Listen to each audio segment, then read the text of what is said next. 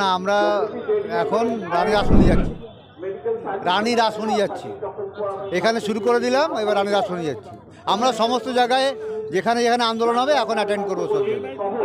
রাস্তাই একমাত্র আমাদের রাস্তা বিচারের পাওয়া। কালকের যে অভিজ্ঞতাটা সাক্ষী হলেন, কি বলবেন? এটা কি আপনাদের কাছে প্রত্যাশা? না না না না, প্রত্যাশা তো ছিলই না, এবং মনে খুব দুঃখ পেয়েছি, এটা তো বুঝতেই পারছি।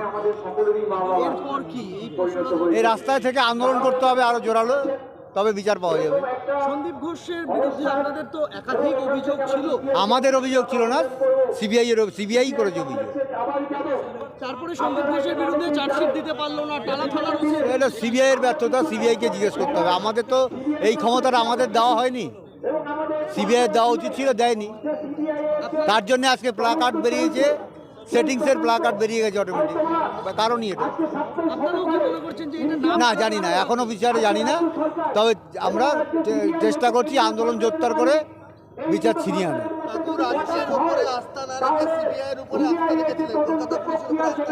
আমরা কোর্টের কাছে বলেছিলাম, ভালো এজেন্সি, কোর্ট সিবিআইকে ভালো মনে করেছিল বলে দিয়েছিল। এখন সিবিআই ঠিকমতো কাজ করেনি, আবার যদি কিছু অর্ডার বেরোয় তাহলে তাই হবে। এ তো বসা রাখতেই হবে, এরপরে তো আর কিছু নেই আমাদের। আর কিছু আছে আমাদের? কিন্তু আর তো কোনো আমাদের উপায় নেই, এদের উপর ভরসা রাখতেই হবে। হ্যাঁ, অবশ্যই অবশ্যই, আন্দোলন সীমিত হয়ে যাওয়ার কারণে সিবিআই এই সুযোগটা নিল। এখনো ঠিক বলতে পারছি না। এটাকে সুযোগ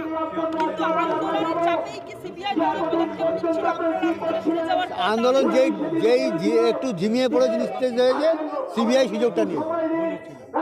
এটাকে সুযোগ মানে এইভাবে দেখছেন কেন? হ্যাঁ, সেই জন্য আবার আমরা এটাকে ঠিক মানে সেইভাবে মনে করছেন কেন, যেটা সুযোগ পেয়ে গেল সিবিআই, এটা মনে হচ্ছে কেন? এই যে যখন যখন আন্দোলন চলছিল তখন তো সিবিআই ভালোই কাজ করছিল, তখনই তো গ্রেপ্তার করেছিল এদের। কিন্তু যেই আন্দোলন স্থগিত হয়েছে আবার ছেড়ে দিল। আর আন্দোলন যদি রাস্তায় হতো, এরকম পিক আপ থাকতো, তাহলে এই সাহসটা পেতো না, সিবিআইকে চার্জশিট দিতেই হতো। আর কিছু বলতে পারবো না, জানি না এইসব অবশ্যই জানি না, অপেক্ষা করবো।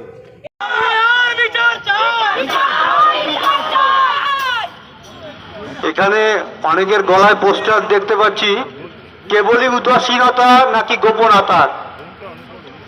এই আন্দোলন যেই ঢিলাঢালা হয়ে গেছিল একটু, সরকার অমনি সঙ্গে সঙ্গে সেটাকে সিবিআই এর মাধ্যমে এই কথাটা বলতে আজকে বাধ্য করেছে। আশা করছি আপনারা এই প্রতিবাদ আরো জোরালো করে সরকার যাতে এই কথাটি না বলতে পারে এবং সিবিআই এর সামনে এই কথাটি না তুলে ধরতে হয়, সেই প্রচেষ্টা আপনারা করবেন। এবং আপনারা যেমন ভাবে আমাদের পাশে ছিলেন, আছেন, এবং যতদিন আমরা বিচার না পাই ততদিন থাকবেন। সবাইকে আমার আন্তরিক ধন্যবাদ জানাচ্ছি। এবং যে মেডিকেল পড়ুয়া যে কথাটা বললো, আজকে আমার পরিবারের সদস্য সবাই মনে করি আপনারা সবাই আমার পাশে থেকে এই বিচারকে আমাদের ছিনিয়ে আনতে হবে এবং সবার উপরে আমাদের চাপ বাড়াতে হবে এই আন্দোলন করে। বাংলা হান্টের আরো খবর দেখতে নজর রাখুন। বাংলা খবর মানেই বাংলা হান্ট।